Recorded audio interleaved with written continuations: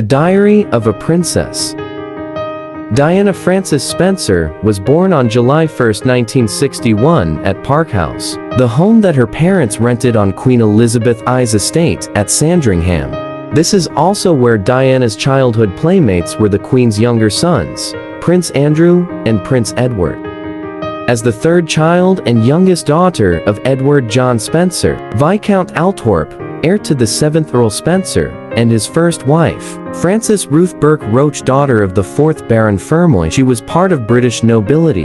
Her parents' troubled marriage ended in divorce when Diana was a child, and she, along with her brother and 2 sisters, remained with her father. She became Lady Diana Spencer when her father succeeded to the earldom in 1975. Riddlesworth Hall, near Thetford, Norfolk, and West Heath School, Sevenoaks, Kent provided the young Diana's schooling. After attending the finishing school of Chateau d'Oex at Montreux, Switzerland, Diana returned to England and became a kindergarten assistant at the fashionable Young England School in Pimlico. She renewed her contacts with the royal family, and her friendship with Charles grew in 1980. On February 24, 1981, their engagement was announced, and her beauty and shy demeanor, which earned her the nickname Shy D, made her an instant sensation with the media and the public.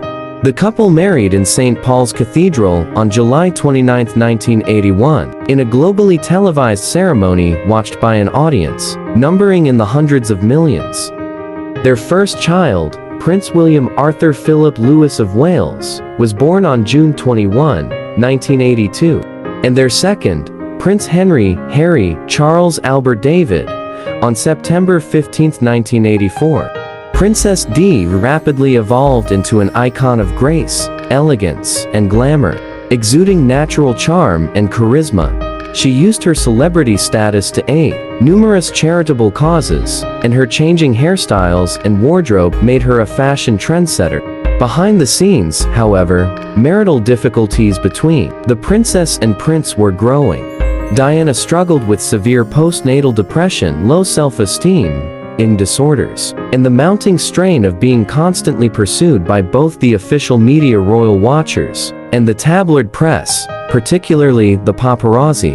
The marital breakdown became increasingly apparent amid mutual recriminations, tell-all biographies, and admissions of infidelity on both sides, and the couple formally separated in 1992.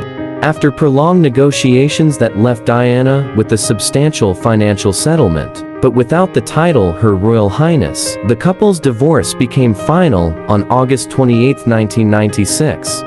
After the divorce, Diana maintained her high public profile and continued many of the activities she had earlier undertaken on behalf of charities, supporting causes as diverse as the arts, children's issues, and AIDS patients. She also was involved in efforts to ban landmines, to ensure that William and Harry had an understanding of people's emotions, their insecurities, people's distress, and their hopes and dreams.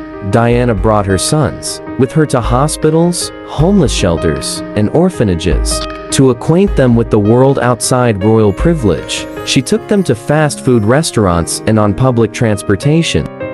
Her compassion, personal warmth, humility, and accessibility earned her the sobriquet, the People's Princess. Long one of the most photographed women in the world, Diana's unprecedented popularity, both in Britain and abroad, continued after her divorce.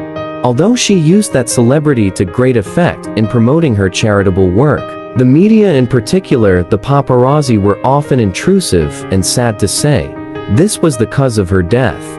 Princess Diana died in the early hours of August 31, 1997, after her car crashed in the Pont de l'Alma tunnel in Paris, France, following a chase from the paparazzi. She was 36 years old. Her rumored boyfriend, Egyptian businessman Imad Dodi Fayed, and the driver of the Mercedes-Benz W140, Henry Paul, were pronounced dead at the scene. Diana's bodyguard, Trevor Rees-Jones, survived the crash with serious injuries. Diana, who was still alive at the scene of the crash but was in critical condition, was rushed to the Piti Salpêtrière hospital where she died. She died from internal bleeding at 4:53 a.m. on August 31, 1997. Her death produced unprecedented expressions of public mourning, testifying to her enormous hold on the British national psyche. The royal family, apparently caught off guard by the extraordinary outpouring of grief, and by criticism of their emotional reticence, broke with tradition in arranging the internationally televised royal funeral. The image of Prince William, then age 15, and Prince Harry, then age 12, walking solemnly with their father behind Diana's casket in her funeral cortege, became iconic.